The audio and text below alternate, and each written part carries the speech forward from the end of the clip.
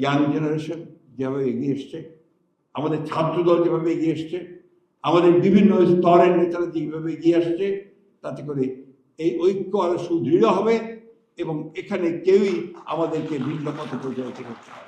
দয়া করে কেউ দায়িত্বহীন কথাবার্তা বলবেন না, এমন কোনো কথা বলবেন না যে কথার জন্য জাতি আবার বিভক্ত হবে।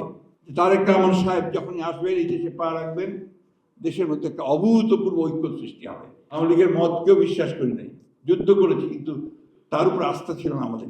আমরাও সেদিন এই রেসকোর্স ময়দানে এসে হাজির হয়েছি, আমাদের মধ্যে এই আশা ছিল যে তিনি আসলে দেশের বোধহয় সমস্যাগুলো কেটে যাবে এবং একটা সত্যিকার অর্থেই একটা গণতন্ত্র প্রতিষ্ঠিত হবে।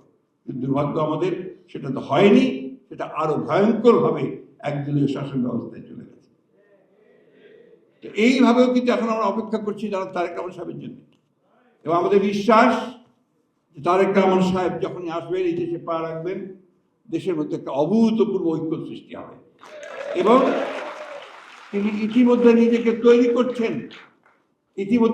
তৈরি করছেন যে আসার পরে তিনি কিভাবে এই দেশকে নেতৃত্ব দেবেন, এই জাতিকে নেতৃত্ব দেবেন।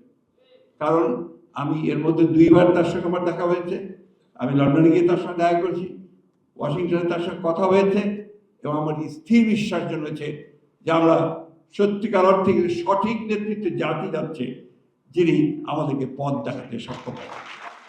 আমার মাঝে মাঝে খুব কষ্ট হয়, মাঝে মাঝে বলেই ফেলি যে ভেবেছিলাম হাসিনা পালিয়ে গেল, চলে গেল, এখন বোধহয় একটু শান্তিতে ঘুমাবো, শান্তিতে থাকবো, আর ঝগড়াঝাটি করতে হবে না, কথাও কারোর বিরুদ্ধে কিছু বলতে হবে না।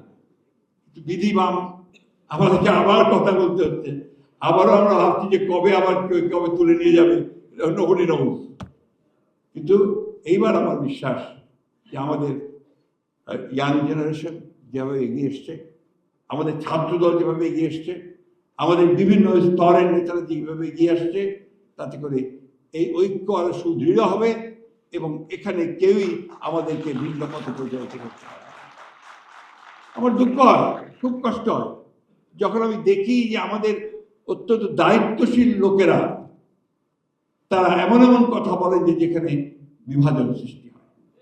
আরেকটি কথা আমি অনুরোধ করবো সবাইকে, অল কনসার্ন, দয়া করে কেউ দায়িত্বহীন কথাবার্তা বলবেন না, এমন কোনো কথা বলবেন না যে কথার জন্য জাতি আবার বিভক্ত হবে, এমন কিছু কথা বলবেন না যাতে এই যে জুলাই আগস্টের কথা আপনারা বলছেন, সেই জুলাই আগস্টের যে অর্জন, সেই অর্জন সম্পূর্ণভাবে ব্যর্থ হয়ে যাবে, সেটা যেন না হয়। আমার দুঃখ হয় যখন আমি দেখি যে অত্যন্ত দায়িত্বশীল লোকেরা দায়িত্বশীল পদে থেকে এমন এমন কথা বলেন যে কথাগুলো আবার আমাদেরকে বিভক্তির দিকে নিয়ে যায়। তারপরে আমরা আশাবাদী, সবসময় আশা করছি এবং আমরা বিশ্বাস করি আমাদের নেতা যারা তারেক রহমান, তার নেতৃত্বে বাংলাদেশ ঘুরে দাঁড়িয়েছে, বাংলাদেশ ফ্যাসিস্ট হাসিনার হাত থেকে মুক্ত হয়েছে এবং আমাদেরকে একটা নতুন পথের সন্ধান দিচ্ছে। সেই নেতা অতি দ্রুত আমাদের মাঝে ফিরে আসবেন, আমরা অন্তত বুড়ো মানুষের একটা শান্তি পাবো, অন্তত কিছুক্ষণ রেহাই পাবো। তো সেইভাবে আমি আশা করি।